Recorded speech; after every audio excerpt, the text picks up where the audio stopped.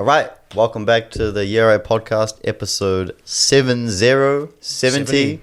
Back with me and Jamie and our special guest Fraser. How you doing today? What's up, boys? Awesome. We've had you on before. Yes. Good to have you on again. Simple question we ask is, how's your week been so far? How's my week been? Oh, dude. I had conjunctivitis this week, so it's been a good week. But check how red my eye is. Oh shit! It was pretty much fully red. How long does it take? 4 days ago. How long does it take to like clear up and get rid of? I'm not contagious anymore. Like I'm fine now, but like I think a blood vessel popped, so it might take weeks before the red's gone. Yeah. But I was like, I couldn't even open my eyes like 4 days ago, man. I was like waking up like this. How do you couldn't even open my eyes? How do you get conjunctivitis? Is it just like?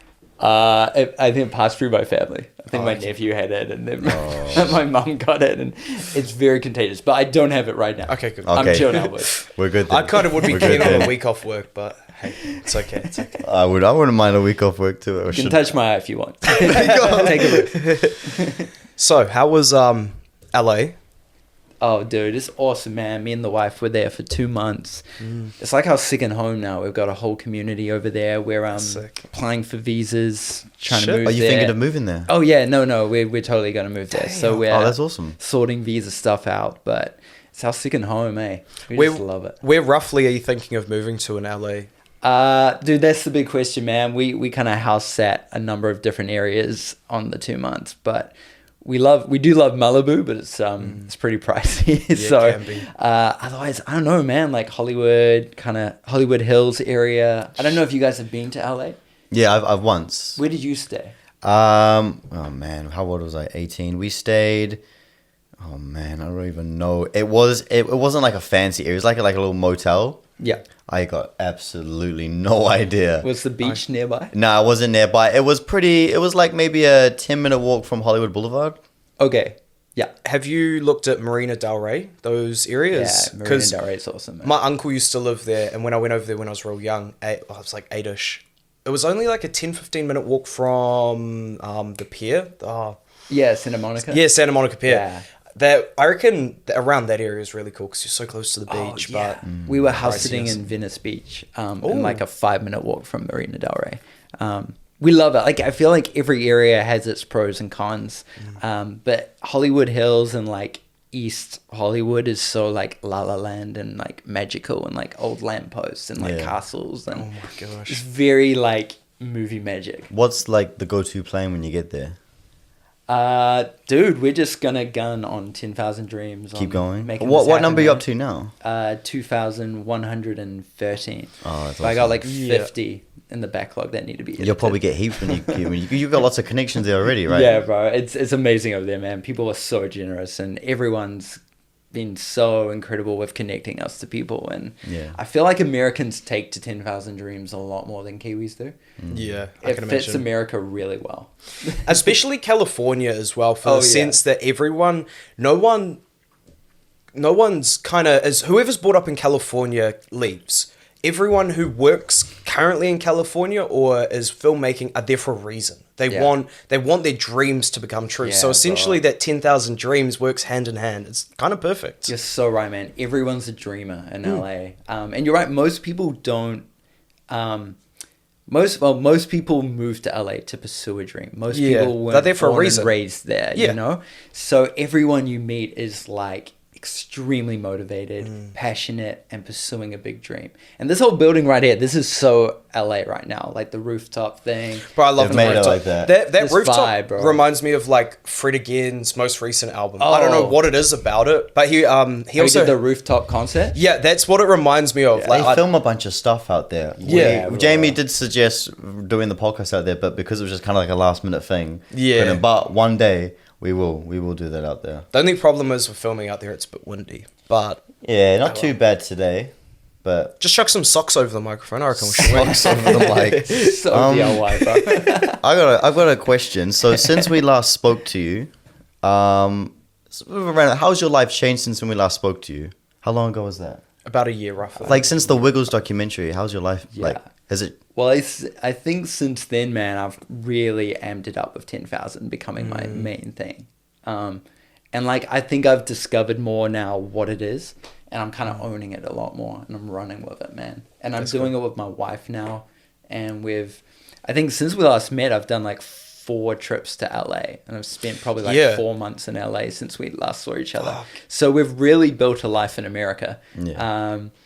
And you got Mila Kunis, right? Yeah, bro. I thought that was crazy. Yeah, man. Like, it's crazy. Some of the people now that are starting to say yes, it's just mind blowing, man. Did you end up? I saw a while ago that you were trying to look to get Casey Neistat on the 10,000. I was gunning, man. Did you? He lives in New York. He lives in New York.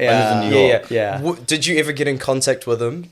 And is there any plans of trying to get him on in the future? Oh, bro, I never got in contact with. I was in New York like a month and a half ago, and it didn't happen. But dude, I've got like 40 years left, so yeah, you got. It's gonna happen, man. I mean, you got what 8,000 more dreams. Yeah, to ask. it's gonna happen. I know your number one is Steven Spielberg, right? Yeah, Justin Bieber and Steven Spielberg. How close are we to that?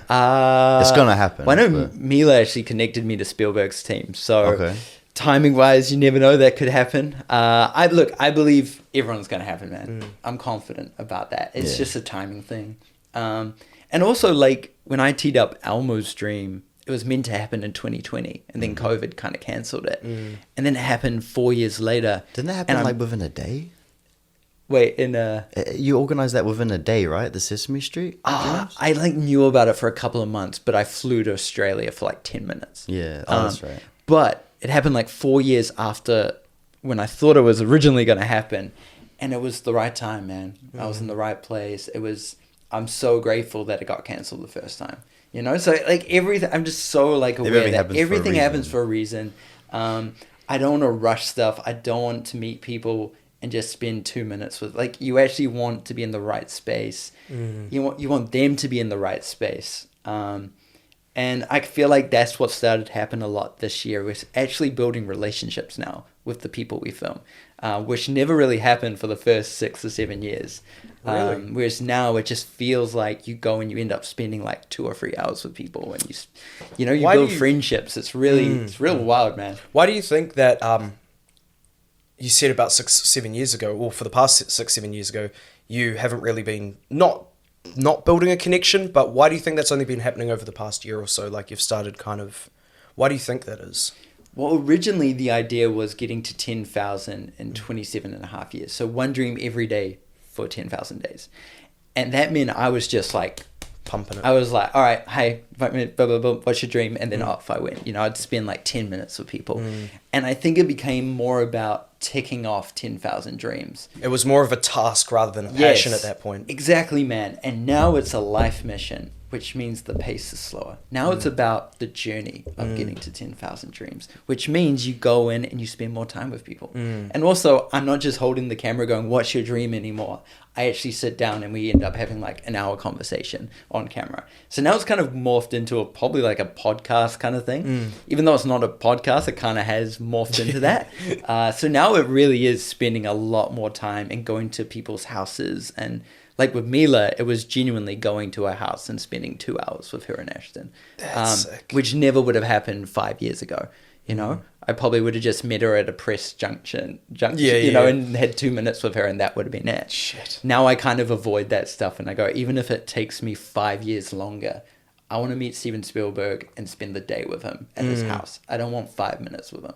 You want to actually experience what it's like. So you can, I guess as well, if you the longer you spend with him, you can also capture the story and his dream a lot more in depth. Yes, man. Because you understand him a lot more. And with 5 minutes, there's only a certain amount you can understand about someone and a certain amount of questions. When you have the whole day, I mean, you can ask as many bloody questions as you want, right? Yeah, man. You want people to trust you, and I feel like that's what started to happen this year. It feels like people are trusting the whole 10,000 dreams journey a lot more to allow me into their house. These are people that never would let just random Kiwi dude in their house, but for some reason I think people are starting to trust it a lot more. It's a lot better than just kind of like, because when you first started, like you said before, it was just quickly grab out the camera, ask the question. 100%, man. It's kind of the equivalent of just going up to people on the street and being like, what's your dream? And then you get a 1 minute answer, and then off you go. You never see them again. And it used to be one a day, right? Yeah. And now it's just moved to like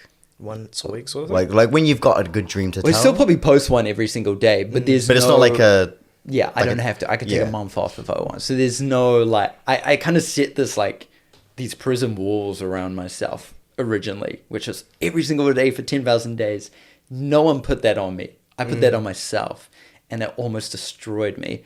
And I was like, but if I miss one day, I failed. Everyone's going to think I'm a failure. And it was so unhealthy and so anti what this mission actually is about inspiring people and about bringing hope to people. And so the fact that I was destroying myself, it was so anti-brand. Like, another question is as well is, how can you inspire people if you're not inspirational yourself and you're actually not loving your work, right? 100%, man. So if you take time and chill out, put a bit more aroha, love in the spirit in the project, then you're gonna like, people are gonna want to watch it rather than just be like, oh yeah, this is another dream sort of thing. That's pretty cool. 100%, man. And me and my wife, when we meet people, our job is to love on them. So we go into a situation going, the only thing we're meant to do here is love on someone and encourage them. And, you know, and that's made it so special. You know, there's no, you know, it's not an exchange at all. You know, we're not asking for anything from anyone. It's worked pretty well so far. Yeah. Like, honestly, it's incredible what can happen when you just go in with the motive to just love on people and serve people and bless people. Because we really want to encourage people. Because it's not often you get to sit down with someone and talk about your dream. And we want to listen. We want to be present. We want them to feel special and to feel seen, you know? And originally it was just me by myself. Yep, cool. Like, I don't know if people quite felt, you know, that. So it's, since we last met, man, it's been really special being on this journey. Are you like still at the point where you have to guess emails, or is that kind of like done now? No, I still have to guess emails. It's getting a lot easier to get yeses, and a lot more people are connecting me to people now. You got a big resume now, right? It definitely helps. The credibility helps a lot, but I still guess emails, and it's in a ton of cold emails. Man. Would you say you still get turned down a bit?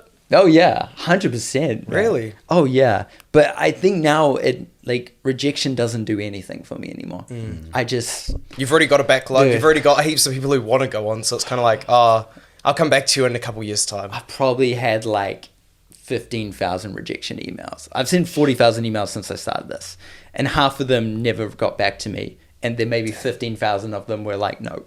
So it really just doesn't, you're just like, okay. And then I try again in like 6 months. So emails are still important. Hell yeah. Emails are still important. Hell yeah. You got to shoot your shot, eh? And you got to follow up as well. I think that's the big thing people don't do. They send an email and they don't get a response and they go, okay. Damn, they're annoyed at me. I crossed the line. Just follow up, you know? Sometimes they may have not seen it as well. Could have just dropped to the bottom of the inbox. 100%, bro. And do you guys know who Zane Lowe is? Yeah, of course. Zane Lowe, the New Zealander who lives in LA, who does Apple Music interviews. I love him. Could you refresh me? I don't know who that is. Apple Music have their own app. They have a section called the radio section, and he's one of the interviewers who will interview a lot of new artists. He's Kiwi? He's a Kiwi, living in LA. I aspire to be like him. He's amazing. What's his name? Zane Lowe. He is like... You show me afterwards? Yeah, he's of course. The interviewer for musicians. If you want to get interviewed, everyone, he's the guy. Yeah? He's the guy that gets the Kendrick Lamar interview. If Kendrick Lamar goes, I'm doing one interview, he'll be him. Yeah. He's no one else. Really? And he's Apple Music's guy. He's the head of Apple Music. He's quite big. And he's a New Zealander as well, which is fucking sick. Yeah. I would just want to be like him one day, interviewing A-list celebrities, but also be living in LA with a cool American New Zealand accent. That'd be so sick. Oh, dude, yeah. But I sent him 15 cold emails, never heard back. And then I got a phone call from him when I was in LA, and he was like, dude, I loved it. But it took 15 cold emails before I even got a response from him. So it was incredible. Is that in the works at the moment? Or? Oh, yeah. It's just a timing thing. We're trying to, when the timing's right, it'll happen. But he was so encouraging. And I can imagine. Yeah, and especially from Kiwi to Kiwi as well, knowing that you're a New Zealander, he'd be not more inclined, but he'd probably be a lot more interested in the project. Something special about Kiwis working together in a different country. Yeah, when you meet a Kiwi in LA, it's instant kinship. Even with Australians, it's really weird. You meet Aussies in New Zealand, it's oh, you're Australian. When I went to London, there was someone wearing a Waz t-shirt. And so we ran up to him and yelling, "Up the walls!" And they just get so excited. Yeah, bro. There's just something about it. Gotta love Honestly, it. man. See Kiwis in another country. And then you see Aussies in LA and they're like cousins. You're like, oh, Aussie! And it's like this instant kind of... Exactly. I had an American a month ago in LA randomly bring up Brotown with me.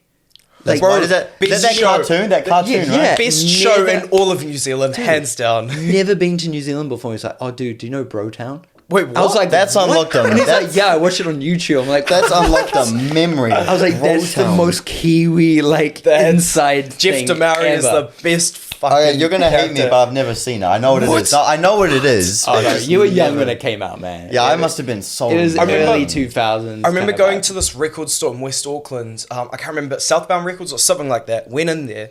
They had all these records, and then just in the corner, they had probably about 30 or 40 copies of Brotown Season 1 on DVD. And I'm like, fuck, bro, I need to get some of those. Do you think New Zealand TV is like dying? That's I don't really watch New Zealand TV, but That's maybe the that thing. maybe That's that the says it thing. all Yeah, right there. I because reckon it is. like I think I was talking to some mates like What Now got changed to like YouTube or something or Yeah, it's not on TV anymore. So- it's only on YouTube channels. And so it's stuff kind of like That does make sense though, because his target audience probably don't watch TV anymore. TV. I personally Kids- don't even have like I got a TV, but there's like I can't YouTube watch TV stuff on on my it. TV. modern. Yeah, I can't watch TV. You either. got to think of it this way as well.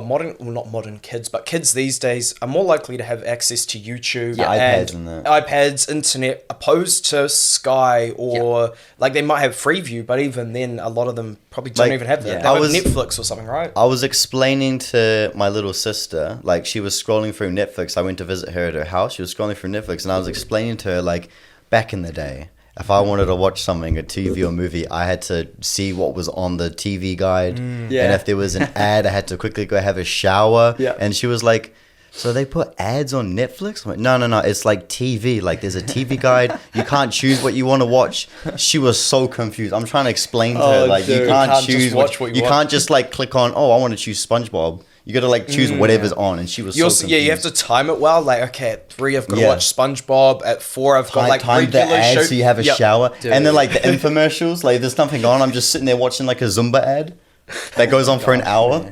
My dad's the worst for the infomercials as well. He'll watch those and he'll be like, I need 2 of them. You know those outdoor heaters that you see? I don't know, you guys might not have seen it, but these outdoor heaters, they're waterproof, they're like wind resistant, they're instant heating. My dad saw that ad and it's like, buy one, get one free. He bought 8. What? Huh? So he gave away 1 to each of the family members. We've still got one inside the shed, and we've got 3 in our house. Is it helpful, though? Is it useful? Well, yeah, it's good for the outside area, but it was just like, fuck, he didn't realize he bought 8, he bought 4, and then because it was buy one, get one free, he got 8 instead. Bonus. Yeah, bonus, but Bonus. got just a bunch of heaters at home now that we don't know what the fuck to do with. Fair enough. Bonus. Why not? Why He's not? the worst for infomercials. Do you guys miss video shops? Oh, Yes. bro. Magical Yes. place. Of course in I the do. world. Going back in the day with my Friday cousins, night. Friday night, walking into a DVD store and like the stickers will declare like if it's new or not, if it's more The expensive. $8 new $8 movie. one. They had like PS2 Or games at the 3 DVD for store. 5 as well. You get like 3 movies Yes. for $5, bro. That was As the a shit. dream, I wanted to own one as a kid. Oh, really? And I think you're still easy. would love to own one. Genuinely, I would like a dream of mine is to own a DVD store. Really? I'm not even gonna Because you lie. still Maybe have a Hitman. shit ton of physical media. Because as I well. collect physical. I don't actually have Netflix or Disney Plus. I've got like 200, 300 Blu-rays at really? home. I just collect physical movies. I like because that. like I they respect that, man. They hold take- value as well. Yeah, and like I think in one country they took all the Indiana Jones movies off Disney Plus, and it's like you never know. Like Yeah. it's like you own a streaming service, but you don't own the movie. Yeah, you pay for it, but you don't actually own the rights. Like, therefore, yeah. they can just take it whenever they want. And that's the annoying thing about Netflix. I'm just more of a. I'm an old I guy. I'm respect physical that, media. man. I respect. I think that. you personally, I think you'd love to have a video store, but I think you'd hate the whole concept of someone like borrowing it and then potentially never giving it back. There's the I thing. think that you'd hate Yeah, that. no one's gonna give it back now. I'm not gonna lie. This is go. Oh, this is okay. I got a good story. So a few years ago, I went to must have been like 2019. I went to the DVD store with me, my dad, and my brother. One of the last DVD stores we could see. Me and my brother rented out 2 movies. My brother got Diary of a Wimpy Kid. I think I got like Batman vs Superman or something like that. We took it home, and we had to return them within 2 days. And so at the time, you know, my parents were split, so I was like going back and forth, my mum, my dad.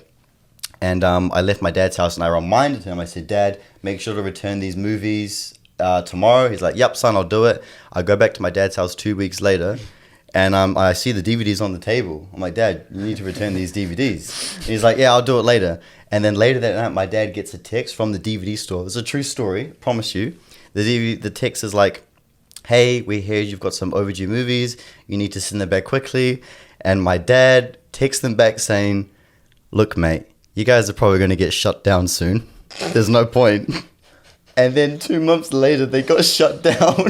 That's why they got shut down, because no one takes Yeah, no one gives back the It's Did you know? so bad. Okay, Like- fun little fact. As of last year, I don't know if it's still standing, there is still one Video Easy in New Zealand. A video. Really? I know there's like little video stores around the country, but is there a Video Easy? Video Easy. Where is it? As of last year, so when I was in Morrinsville, so Hamilton, it's a bit east, Morrinsville. There's still one there, opposite the Countdown. How far away is that from here? So from here to Morrinsville is like an hour 20, maybe an hour 40 from yours. Next film shoot. That's us. Do they get Morrinsville. new movies though? I don't know, and this is of last year, so I don't know if it's still there. You know, this thing is because Disney, annoys me. Disney has stopped making physical media in Australia and New Zealand. Really? So that Video Easy wouldn't even get like Disney Inside movies. Out, Deadpool, Wolverine. Unless, I'm guessing they'd only get it if they imported it from like America or some shit. That's right? what they start to do, which is like I got to get my Disney movies imported from the UK. My friend Xavier has to send them to me. Oh really? At least you've got someone now to actually send them from the UK. Dude, you're Got that owning plug. the old school. I don't. I respect it, man. I like living in the past. I can't Nostalgic. imagine a world without physical movies. Steve Irwin's son, Rob, is his name. How was it interviewing him? He seems like such a fucking awesome. Like, He seems like his inspirational. dad. Yeah, Oh, shit, yeah. dude. He takes off his dad a lot. It was the highlight of 10,000 Dreams, man. It was both him and Terry Irwin. And Bindi was meant to do it too, but then a couple of days before, she had something else come up. It was an hour conversation, and it was just the highlight of 10,000 Dreams, man. Me and my wife and my cinematographer, Sash, flew to Australia Zoo that morning to spend the morning with them. And, dude, everything you would want them to be. So inspiring. And Steve would have been on my list if he was alive, like my dream top 5 list. I guess that's cool that you kind of interviewed the family though, as Yes, as a make rounds. Yeah, and I even asked them like what, like if I was sitting in front of Steve right now and said what's your dream, what would his answer be? And we did a whole video on what Steve Irwin's dream would be. It was so special, man. Like, I was on cloud 9 after that, eh? That's cool. Because I went to Aussie probably a month or two before that video came out. And I also went to the Australia Zoo, not far from Brisbane. It's like an hour. Yeah. Yeah. Went there and then I saw your video. I was like, what the fuck? This is so cool, bro. And like, I saw them from a distance, like just around the zoo, but actually seeing them, like you talking to them in a video, was a bit more surreal and like kind It of... was incredible. Wait, when did you go to Australia Zoo? Oh, gosh. Was it July?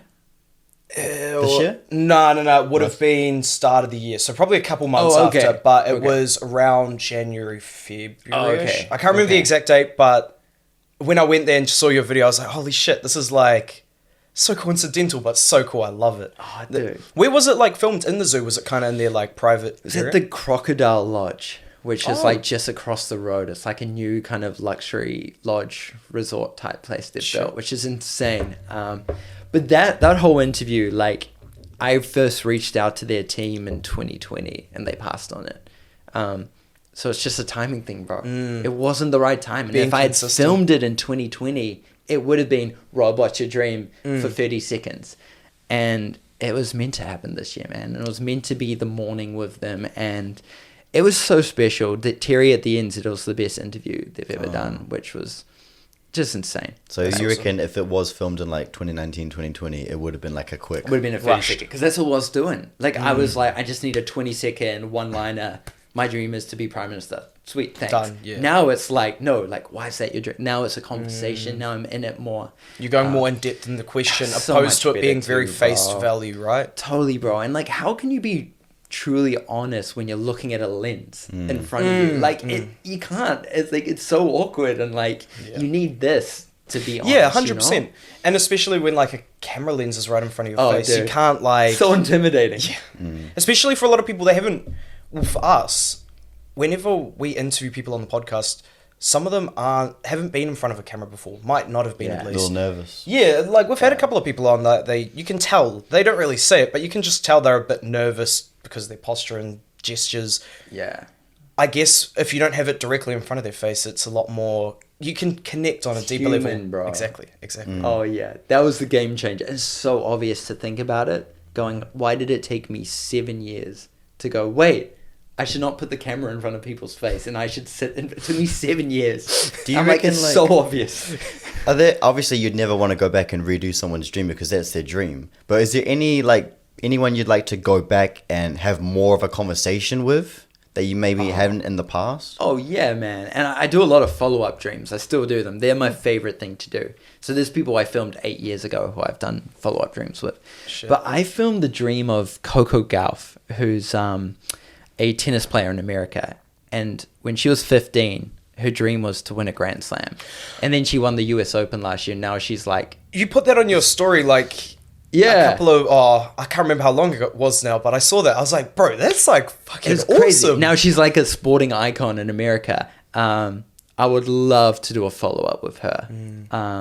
But again, that was a Coco, what's your dream? Like, there wasn't like... A proper conversation. Yeah, but there's so many people, man. No, that's cool. Maybe that would be a side series I do at some point, going back through day 1, 2, 3. What's like... I know you're always asking everybody what their dream is. You've probably touched on it a little bit today, but like, can I ask straight up, what is your dream? Yeah, man. Well, look, dude, my wallpaper, and I probably told you this, but this is my wallpaper. That's cool. What's your dream to be on the cover of Time magazine? My like life mission dream is to help the planet dream. I honestly feel like this is what me and my wife are called to do. This is what I was born to do. I'm gonna build a film studio like Disney, but centered around dreams. So it's films based on dreams. It's docos, it's books, it's making dreams come true. Kind of like Make-A-Wish, but for everyone. But ultimately, I feel like my life purpose is to help the world dream. Do you think possibly in the future, like 20 or 30 years down the road, like a very long time from now, do you think you would possibly, help people achieve their dreams? Like, say if they wanted to make a company and they need $5,000 and your business is that, would you ever consider doing something like that? Being 100%. If you need $5,000 to start a business, here you go. And that, I reckon that'll be a cool 100%, idea. bro. And it's been awesome that even on this journey, there have been people who me and Jade have been able to help in a small way, you know? But I think there was a long period where I thought asking people what their dreams were wasn't enough. Like, I'm like, it's not enough. I then have to make everyone's dreams come true too. And then I kind of realized, in talking to people as well, asking someone what their dream is kind of step one. It is the most important thing, because if you don't know what your dream is, if you can't even articulate it, how are you even going to go on that journey? So it's actually helping people spark that fire that then they can take one step forward and go, all right, this is my path now. So I've kind of just accepted it more, going, actually, no, this is enough, you know? I'd say you've also put a lot of people on the right path to start following their dreams in the first place. Because, well, you asked me earlier, what's kind of our dream guest? I have a lot of people in mind, but nothing that comes to mind. But now it's like, okay, if I start thinking about someone, it's kind of a path that you lead towards. So it's more likely to happen, bro. Exactly. It's like you saying Kermit the Frog before. That'd be dope. It's like, that's awesome. And dude, when I started, I wrote out a list of 5 impossibles, and Elmo was on that list. You got him. And dude, if you had asked like the first few years, did it stop? Yeah, still good. No, you're good. Like the first few years, if I told, telling people I'm going to film Elmo's dream really was like impossible. It was like, when I started, Jono and Ben were like Everest for me. Like if I got Jono and Ben, dude, I made it, you know? And then within a year, I'd filmed both their dreams and been on the show. And then, 7 years go by and you film Elmo's dream.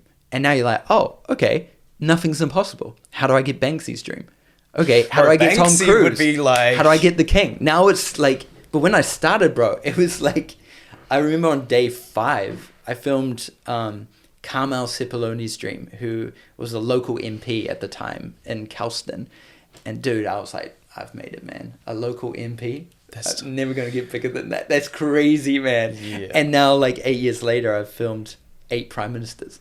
And it's like, that was impossible when I started, but it only happened because I didn't quit. Same with you guys. You can get to Kermit the Frog. Just don't quit. That now you've put that out there, it can happen, man. Then you go, okay, how do I get Kermit the Frog? Okay, well, I got to build a relationship with, the Muppet Workshop, and then how do I do that? And then you kind of just work backwards, right? 100%, man. You just work backwards. I reckon my 2 impossibles would definitely be Casey Neistat. Yeah. And probably something along the lines of Jono and Ben, because they were always like my idols growing up. Yeah, exactly. Like just so Jono and Ben at 10, and then what did they do? That they had another show. Yeah, just Jono and Ben at like 7:30. And then it's still a good show. Still a good show. Just got canned. I still watched it. Like the clips. Oh, so I wish they could bring it back. Or Guy Williams. Guy Williams really. Oh, dude, you guys get Guy Williams. New Zealand today. Oh, Guy Williams, Jono and Ben, Kermit Frog. Those are my top podcasts. Wait. Okay, I got an idea. Yeah? I got an idea. All right. What's the podcast called? YeahAlright podcast. YeahAlright podcast. All right. I'm gonna do a voice memo right now to Ben. Okay. Oh, I'll say, bro, we're on the podcast, and I'm like, literally, the boys' dream is to interview you and John. Oh, that'd be sick. 100% think they'll do it. You're actually gonna make me cry. I'm not even Oh, this is gonna. Okay. So surreal. This is terrible of me. Remind me of your name again, bro. Jamie. Jamie, I'm so sorry. Nah, you're all good. It is bad form. All right, here we go. Yo, Ben. So I'm on a podcast right now with Jamie and Phoenix. It's called, what's the podcast called again, bro? Yeah, the YeahAlright podcast. The YeahAlright podcast. So these are 2 awesome dudes chasing this big dream. I'm episode 70. Yeah, episode 70. And I just asked them who their dream guests are.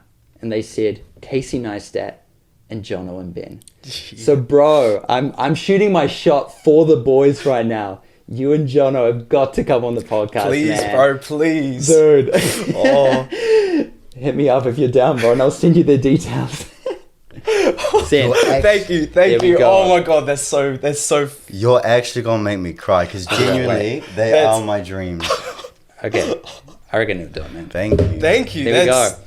Let's do it now, because then when it happens, you've got the origin story here. Yeah, bro. Oh my God. I think another cool thing for us as well is for the sense that when we first started, we believed in a lot of creators. So there's a lot of people that we've interviewed, Peyton, just a lot of smaller indie-ish creators. Miss Mia, a lot of musicians and just content creators.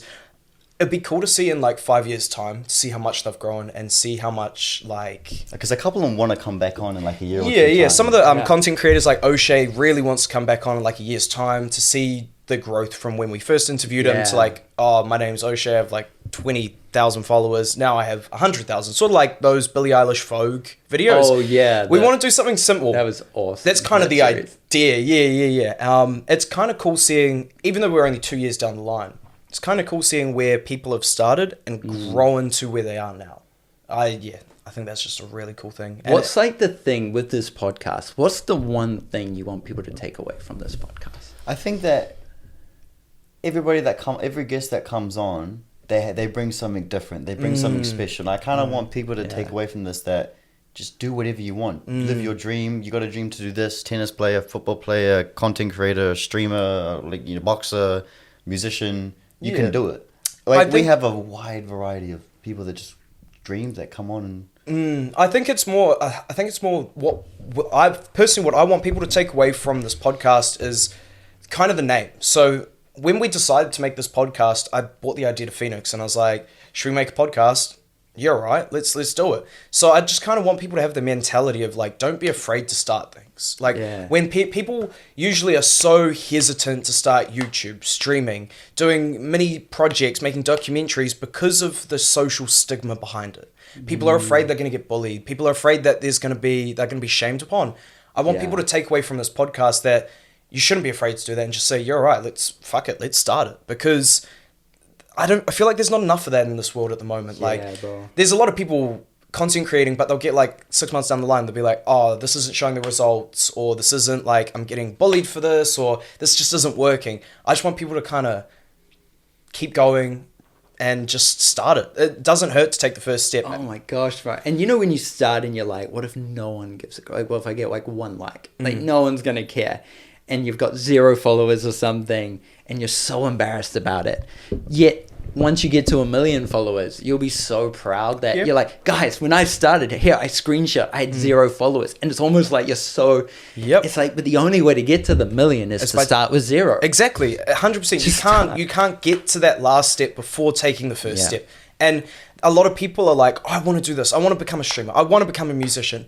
Okay, that's cool. How are you going to do that? People are like, oh, I want to have 1 million followers. You just need to take that first step. It never hurts to take the first step as well. Like, you're not going to break a leg doing it. Like, sure, someone might make fun of you, but oh well, don't care what other people say. Like, it's your life. It's not theirs. Yeah. And most of the people that are making fun of you are probably sitting at home wishing they are doing the exact same thing. They're projecting, man. Yeah, exactly. 100%. And I just want people to take away that don't be afraid to start things. Just start it and say, fuck it, let's go.